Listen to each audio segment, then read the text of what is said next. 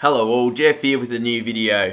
One thing I haven't tried in Forza Motorsport 7 much is the Endurance GT hopper. So I thought I'll actually give it a red hot go this time and see how I go. So the first race is at Hockenheim Full.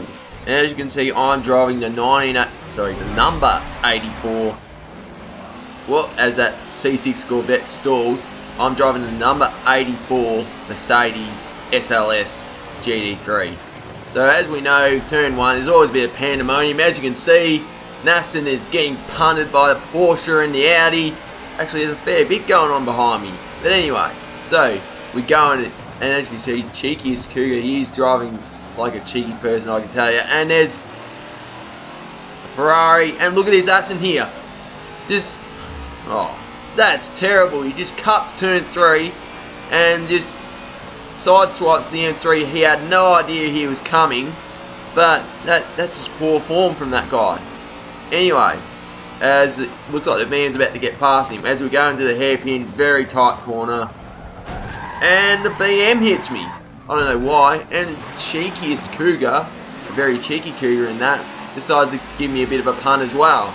And yeah, there's a fair bit going on here, as you can see. Porsche and the Ferrari, they've tangled. Ferrari gets by the Porsche, luckily, as we get into this tight, perhaps the newest part of the track. And the Porsche, he's just got the inside line. I didn't know if he was going to ram, so he basically forced me to go wide. And the Merc has got the legs on the Aston, luckily, as we get into the stadium section. Now I brake for this corner here, and the Aston punts me. I don't know what that was for, but and it looked like the BMW had issues as well. Maybe from the same guy, who knows? But yeah, so yeah, that could have been a better lap, but yeah, I decided let's just go in the pits, get out of all the carnage, and see how I go. Now I skipped the lap 9 because there wasn't that much happening, and I ended up being behind this yellow and white Ferrari like I was before I pitted. And what you're about to see is old mate in the Ford GT. There he is there. You can quite clearly tell how he spent most of his time playing this game, single player. Why? That car can only be unlocked through single player, which I haven't done all of yet. And this Porsche, he tries to ram the Ferrari and he's rammed himself somehow. How does that happen? Anyway, lap 10, the Ferrari gets a bit loose. He's still loose, and all of a sudden I hit him, and I was just like, oh, I better give him the position back. Anyway, so he's just like, yeah, we'll just keep racing, as he was still ahead of me. But then he loses it. But then I'm like, look, I felt bad. I'm just like, nah, you go ahead of me. He didn't have a clue what I was doing. He thought I was trolling, but I'm just like, no, it's racing etiquette. You have to do this in Gran Turismo Sport, Assetto Corsa, Project Cars 2, serving a penalty, which you don't really have in Forza yet. But yeah, so lap 11, and yeah, I'm in 8th place. As I get past this Ferrari, he ends up leading me back past anyway, so he's not fast. So yeah, and we'll take you to the last lap, and what you're about to see is old mate in the Ford GT, the flog, and he's about to do this. Watch.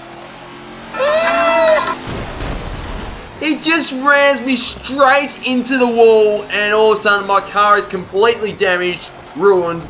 Look, I kept 7th place, but still, stuff like that is not on, especially when you're a couple laps behind.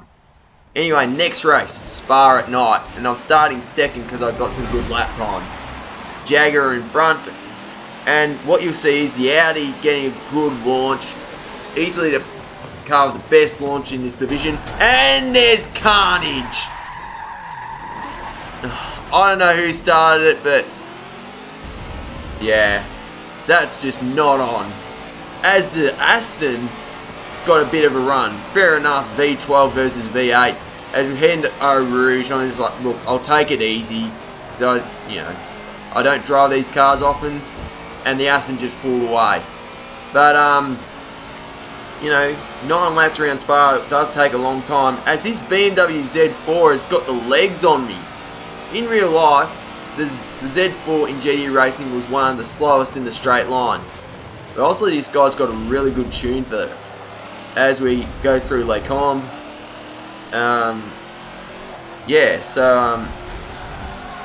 so hopefully it gets a bit cleaner now. So I would imagine there would have been a fair few people that quit the race after the collision at La Source. But I'm right up with the Z4, which is good. What I noticed is this lobby was very laggy. Everyone was lagging somewhat. So it did make it hard if you wanted to make some positions. Now, yeah, so the thing with the Mercedes is it's a really good car. And what I love about this division is there is so much variety. There's so many different cars you can use. Yeah, there are some duplicates, like there's 2 as a Ferrari has hit the tyre wall, and the Jaguar has just hit the wall, and it looks like he's going to quit. Yep, confirmed. But yeah, there's like 2 Mercedes SLSs, 2 McLaren 12Cs, 3 Ferrari 458s. But apart from that, there's actually almost every car is unique. As I almost completely ruined the pit entry, I decided to pit just to get out of the carnage. But do you know what? Not much happened after that. I came in the pits 3rd spot, and after everyone pitted, I was in 3rd spot as well, and only 6 finishes, like the 1998 Belgian Grand Prix, which was held here at Spa. The one thing with the Forza Endurance Hopper is, you have to make at least 1 pit stop. So, yeah, I mean 3rd place, could have been better, but what can you do? However, I ended up getting the fastest clean lap of the race, which means pole position for the next race, which is at VIR, the full circuit. No tiny little short circuits, no fancy grand additions, just a full circuit. And as you'll see, the Audi obviously gets a really good launch, mainly because that's the best launching car in this division. As we have a little bit going on there, I think there was a couple Bentleys around the outside, didn't get the move done, and I was on pole, but now I'm in 2nd place behind the Audi. However, the Audi is lagging a little, he's getting a bit loose, and in this corner, he gets a wheel on the grass, he's going sideways, and all of a sudden, he veers straight off for some reason. I don't know what was going on there, but I'm in the lead now, so we're in the back section. Now, these next couple of fast lane corners, at the time I didn't realise you could take them flat out, so just take it a little bit conservative here as we go past the hotel rooms on the left. Very cool viewing, and we get to this corner very easy to understeer onto the grass because of the camber. Now, as we head in the Oak Tree corner, I've got a Bentley behind me, and off to the back straight, and as you can see, myself and the Bentley have got a fair lead on everyone else, and the straight line speed of this thing is actually really good.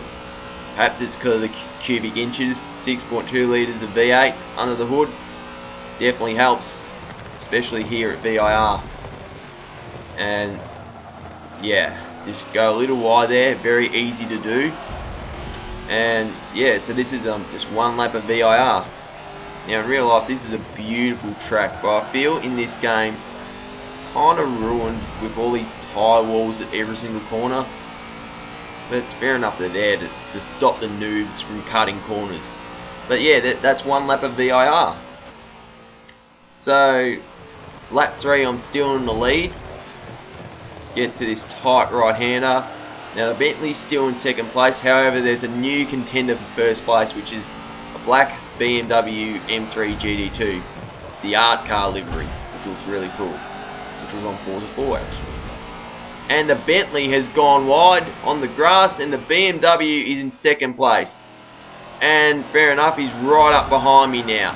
I get a bit loose, and like what? During this point in the race, I still don't realise you can take this part of the track flat out. Because like A class, you kind of have to just ease on the throttle if your car's got way too much power, but here, no problem. As I take this corner really shallow, the M3 is right up here, round the outside just before Oak Tree corner, and he gets the move done. Nice work. Now what you'll see here is he gets the better launch, but the Mercedes does have better top end speed. That's what I find. Like in real life, you watch a GT3 car versus a GT2 car, the GT3s are actually faster in a straight line, but the GT2s are better everywhere else, whether that's braking, handling, etc. And there's a Ferrari that's having trouble, already a lap down, nearly punts the BMW. He probably didn't see me coming, but you know, that was the guy I let through at Hockenheim, so maybe he just didn't see me at all. But yeah, I've lost the lead, and I decided to go to the pits and try and attempt the undercut. Next lap. Now, first position now hasn't pitted. Second and third were first and second. They're in the pits, and guess what? The undercut has worked. And yeah, very happy with that. And just the thing I hate about Forza is you don't have to slow down to go in the pits. I wish that'd be fixed.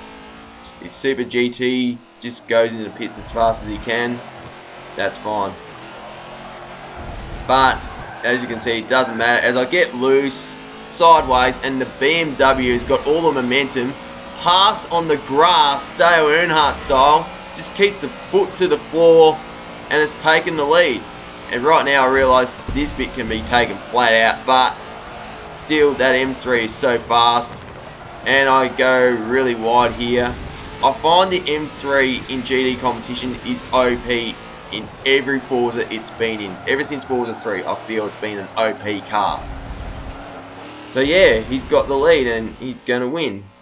However, he has trouble with lapped traffic.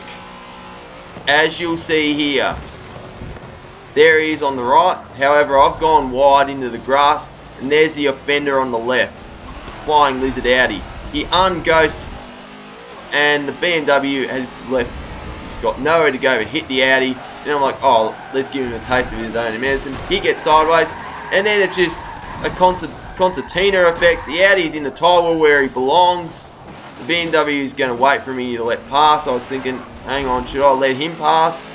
But then he ends up going to the pits. He must have had 100% damage if he's going into the pits. And that's just gifted me the lead, but that's because of that troll in the Audi. And here's another one, the Audi TT this time. So I get by him, turn one, and then he just tries to cut the corner and hits me, and that's nearly cost me the lead. The Bentley that was second at the start of the race is right up behind me now. However, the Audi gets loose. There you go. I don't know if he's running front wheel drive or all wheel drive, doesn't matter. But anyway, last lap, last corner, I pulled away from the Bentley and I'm going to get a win. Thanks to a troll. Look, it was a win, it was a hard earned win, but I don't like winning races like that. So I left a message to this guy, I said, hope it's not my fault. And he's like, look, it wasn't your fault, don't worry. I felt a lot better after speaking to him because I felt really bad for him. And there it is. A little bit of GT endurance racing for you. If you liked the video, give me a thumbs up. Let me know in the comment section below what you'd like me to do next. And most importantly, subscribe for more content like this. Anyway, this is Jeff here, and happy racing. Cheers.